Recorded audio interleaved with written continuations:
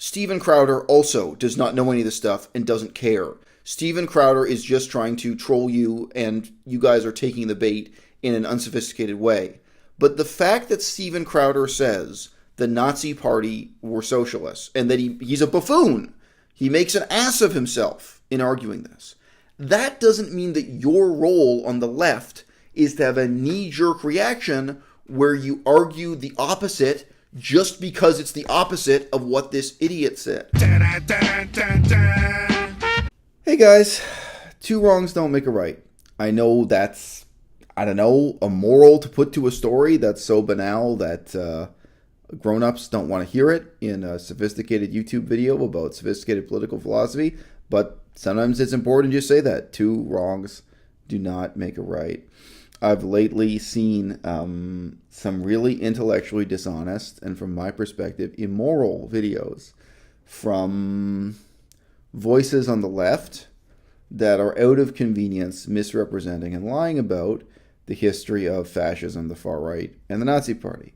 And I know they are only telling these half-truths and lies because the opposition they're up against is even stupider and even more dishonest. So this is thrown into relief, most notably by a left-wing channel called Three Arrows, attempting to take on the misinformation campaign represented by Steven Crowder and Dinesh D'Souza. Now, Steven Crowder is a buffoon, and there's a difference between being a buffoon and being stupid. However stupid he may be, he is acting stupid. He's basically playing a fictional character. I mean, to criticize the political views of Dinesh D'Souza, this is like, to criticize Bugs Bunny. To what extent are you fencing with, a cartoon? It's ridiculous. And sure, someone like Dinesh D'Souza is a complete joke. But what are you doing when you're an ostensibly respectable historian like Three Arrows, and you are making claims and statements like this that are a mix of the misleading, the intellectually dishonest, and the totally untrue? And I'm going to be 100% honest and say that the idea to put this video out on the internet was first put in my mind by everyone's favorite lowbrow, ranting pseudo-intellectual, the Amazing Atheist, T.J. Kirk. And the Amazing Atheist is a very, very influential thinker and pundit here on YouTube. And anyone who's been on YouTube for about 10 years, knows him and knows his influence. But we also know that he's toward the same end of the spectrum as Steven Crowder, in that he's mostly about having a kind of, pugnacious and entertaining delivery, and he puts very little time and effort into researching facts. There have been a couple of exceptions over the years.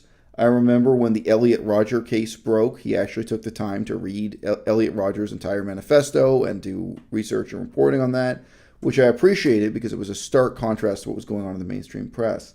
But if you think that guy sat down and did even 5 minutes of research before recently making statements about the history of the Nazi Party and fascism, you got to be joking. I don't think he even checked a Wikipedia article. So what is the bone of historical contention here, and why does it matter so much?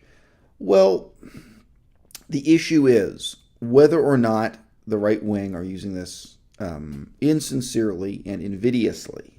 Of course they are. Of course someone like Steven Crowder is basically just being a troll.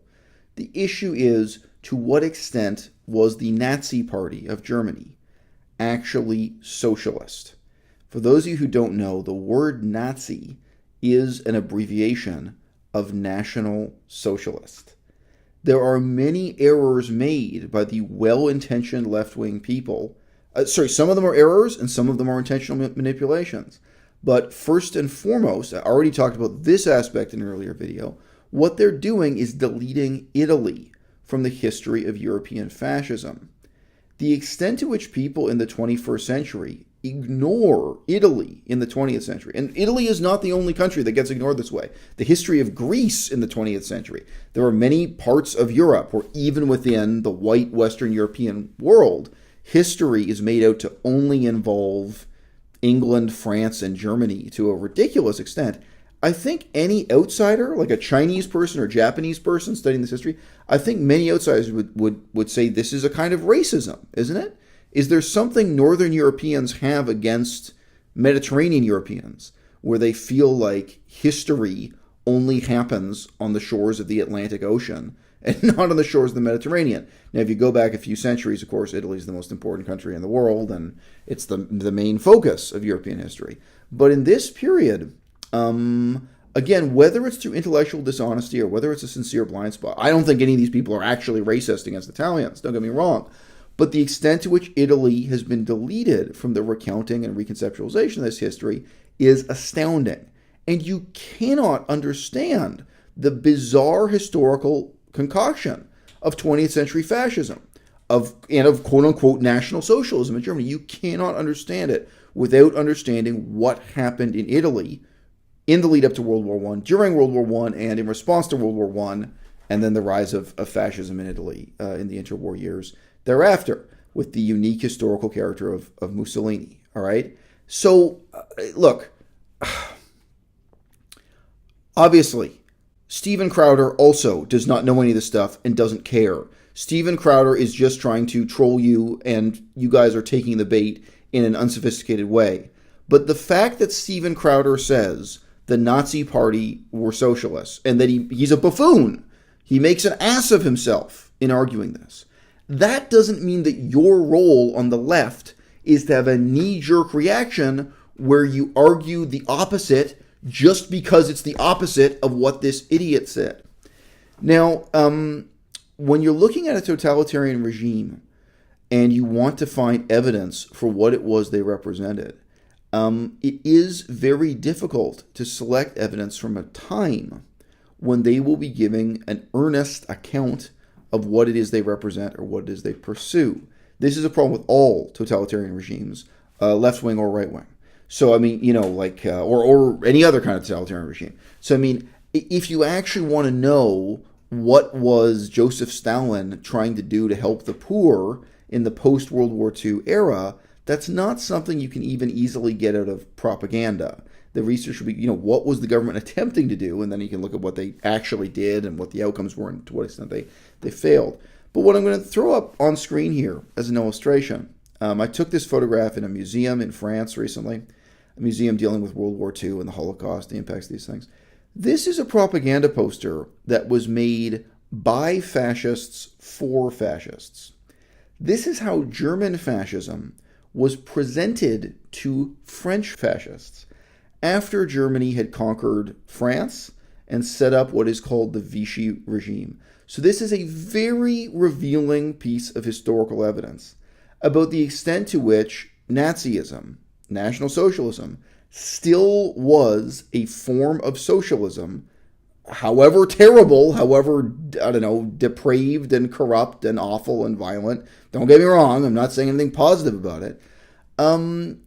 Long after the Night of the Long Knives, long after Adolf Hitler had taken over power, not just of one country, but of a large part of Europe, because again, there's another excuse here, which again, completely ignoring the history of Italy, completely ignoring the history of the later period, there's an excuse here that says, well, there's this early period, this is the approach Three Arrows has, there's this early period before the Night of the Long Knives when the word socialism is part of the name of the Nazi Party and it really matters, but then very soon thereafter, Adolf Hitler kills everyone who was criticizing him inside the Nazi Party, and then it's not socialist at all anymore. Really?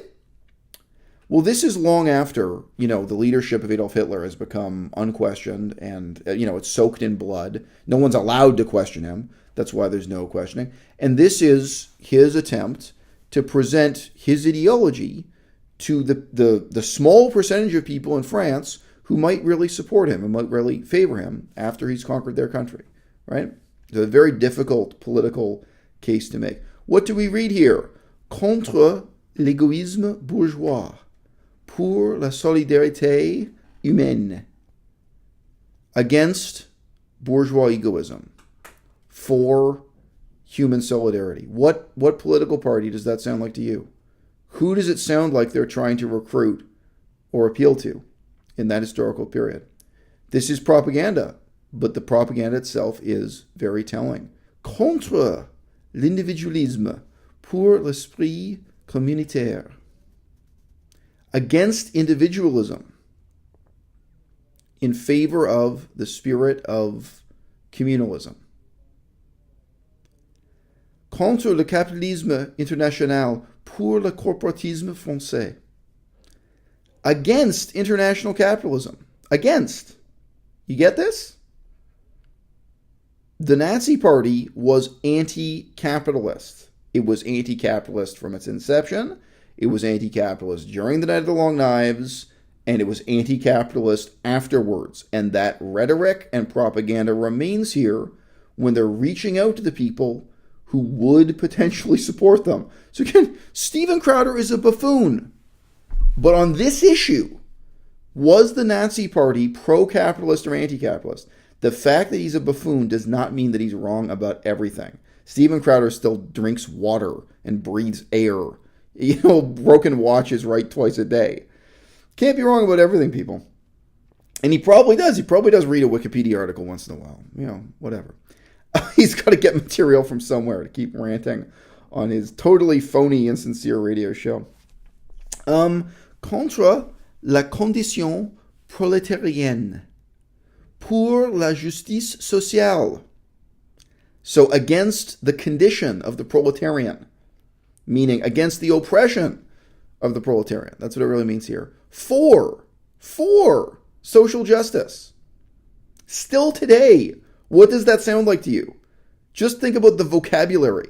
Who even uses the word proletarian and social justice? Who do you think they're pitching to here? Again, even if the propaganda is 100% insincere, think about the ideological function of this document. They're defining who they are and presenting this to people who they want to recruit, people they want to sympathize with them, against egalitarianism for hierarchy. Now, Joseph Stalin's regime and Mao Zedong's regime, and frankly, even the regimes in a little country like Laos or Cambodia or Cuba, I think it's fair to say communism in the real world is against egalitarianism and for hierarchy. I think they just wouldn't tell it to you straight this way. So yeah, there are differences. There are very important differences between Nazism and socialism or communism. There are. And if you go through this full list, you're going to see more of them, including obviously the overt racism and anti-Semitism. But hey, have you taken 5 minutes to look into the history of racism and anti-Semitism in the Soviet Union? It'll give you nightmares, homie. I'm sorry, if you haven't read about pogroms, if you haven't read about massacres of Jewish people on the Soviet Union, do a little bit of reading sometime. And you're going to find out that anti-Semitism was not unique to Western Europe or Germany. It wasn't unique to the far right wing in this period of history. And there's a very real body count for that in the Soviet Union also. And here you go again. Against democracy for authority, for authoritarianism. I think we could say that about communism and fascism equally. They're both authoritarian, anti-democratic regimes. Maybe the Nazi Party here was being a little bit more honest and forthcoming in their propaganda than the communists were. So guys, the other kind of bottom line here, I opened this with the leitmotif, 2 wrongs don't make a right. Very true. There's a question of how many years you put into something like this. And I saw recently a website from the infamous YouTuber Evalian. Evalian briefly rose to fame and prominence here on YouTube as a neo-Nazi demagogue. And she carried out crazy publicity stunts like baking a birthday cake for Adolf Hitler, and her racist views and so on were really over the top. I saw recently, just a couple of weeks ago, a website she made reflecting on how her political views had changed, what she represents today politically, and what her feelings were about fascism and Nazism in the past, and where she stands now. And although most people would regard her as both crazy and stupid, it's really interesting to say. I'm sorry, I can't share the link with you. The website's been banned. The website is gone. She just stuck with it. She kept researching the history of the Nazi Party and fascism and far-right politics, and she decided, as she learned more and more facts, she decided that she wasn't anti-Semitic and that she wasn't particularly racist, and she didn't support the genocide of or killing of any group of people. That was stated on her website. And she also found that the form of Nazism that she supported was the form that existed before the Night of the Long Knives, and she started describing herself as a left-wing authoritarian. She started identifying with this more socialist side of fascism. Now, it's totally surreal, but quite interesting to read that a human being went through this intellectual process of becoming an extremist, obviously becoming a kind of public laughingstock in many ways, and then figuring out gradually what it was that drew her to that extremism in the first place. Now, Evalian is banned from Twitter, banned from YouTube.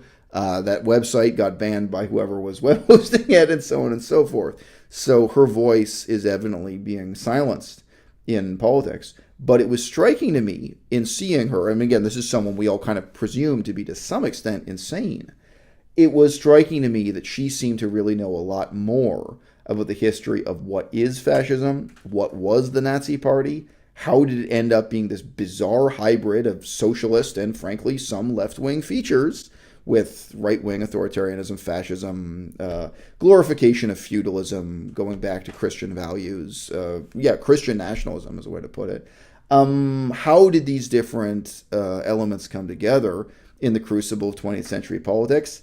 My impression was that Evalian, as stupid and crazy as she may have been, put years of research into this and ended up knowing more and being more honest about it than people like Three Arrows and the Amazing Atheist. So, shame on you.